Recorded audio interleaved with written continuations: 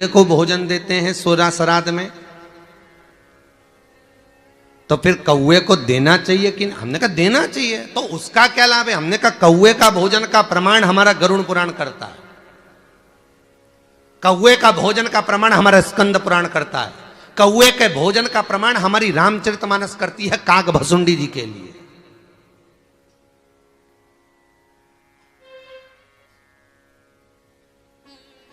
तो पूछा गुरुजी ये तो एक धर्म और शास्त्र वाली बात रही, वैज्ञानिक तत्व क्या है कि कौए को भोजन देना क्यों जरूरी है? अरे भैया 16 श्राद्ध में भादो के महीने में कौए को भोजन क्यों दिया जाता है? श्राद्ध पक्ष में अश्विन में कौए को भोजन क्यों दिया? उसका कारण है कि कौआ की जो कौवनी होती है, मादा होती है, वो अंडे भादो में ही देती है। तो महाराज कौए को भोजन देने का कारण क्या है?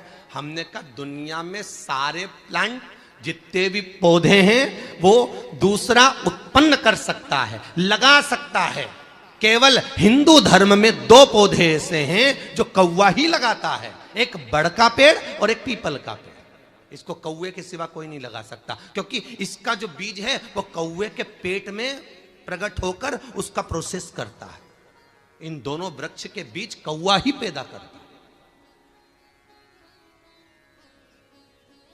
महाराज तो कौए को भादों में भोजन लोग क्यों देते हैं? उसका कारण यह है कि जो मादा कौआ होते हैं उसके गर्भ से जो बच्चा होगा उस समय पर उसके जो प्रसव होगा, प्रसव के समय पर उसके गर्भ से कुछ बीट जो प्राप्त होगी उससे पौधे उत्पन्न होंगे बड़ का और पीपल का, जिससे प्रकृति हरी भरी होगी। इसलिए कौए को भोजन लोग डट के इसलिए खिलाते हैं कि ये स्वस्थ रहे, ये अमर रहे, ये अमर रहेंगे तो प्रकृति अच्छी रहेगी।